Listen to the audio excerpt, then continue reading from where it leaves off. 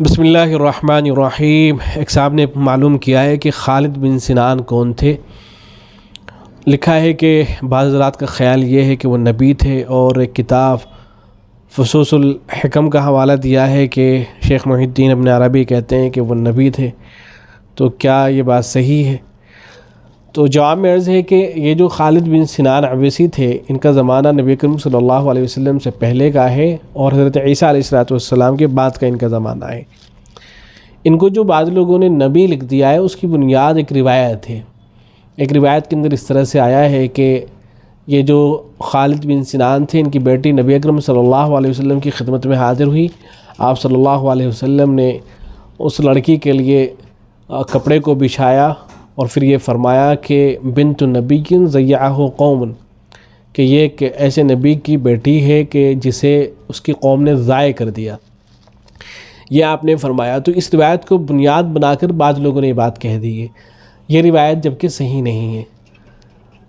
بعض شیعہ حضرات اس طرح کی باتوں کو لکھ دیتے ہیں، اور بعض اور حضرات نے اس طرح کی باتیں لکھی ہیں جو کہ صحیح نہیں ہیں۔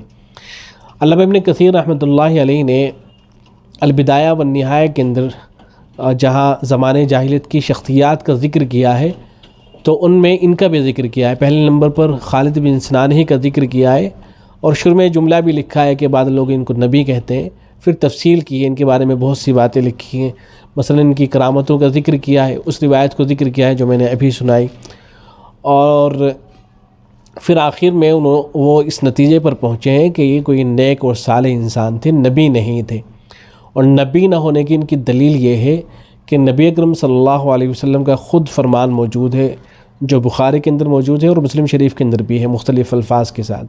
وہ اس طرح سے ہے کہ نبی اکرم صلی اللہ علیہ وسلم نے ارشاد فرمایا ہے کہ عیسیٰ علیہ السلام کے بعد سب سے قریب نبی میں ہوں، میرے اور ان کے درمیان میں کوئی نبی نہ تھا۔ تو یہ روایت موجود ہے، جس سے اس بات کی صراحت ہو جاتی ہے کہ حضرت عیسیٰ علیہ السلام اور نبی اکرم صلی اللہ علیہ وسلم کے درمیان میں جو وقفہ گزرا ہے، اس میں کوئی نبی نہیں آیا ہے۔ ہاں، صالح اور نیک بزرگ ہوتے رہے ہیں، مختلف شخصیات گزری ہیں، بہت سے حضرات گزرے ہیں، جیسے ایک تو یہی ہیں خالد بن سنان، ایسے ہی حاتم طائی ہیں، اور بہت سے حضرات ہیں جن کا ذکر اہل علم نے کر رکھا ہے۔ تو حاصل یہ کہ یہ کوئی نبی نہیں تھے، نیک اور صالح انسان تھے، کرامتوں کے ان کے واقعات ذکر کیے گئے، اور جو حضرات ان کو نبی کہتے ہیں ان کا قول صحیح نہیں ہے۔ والسلام علیکم ورحمۃ اللہ۔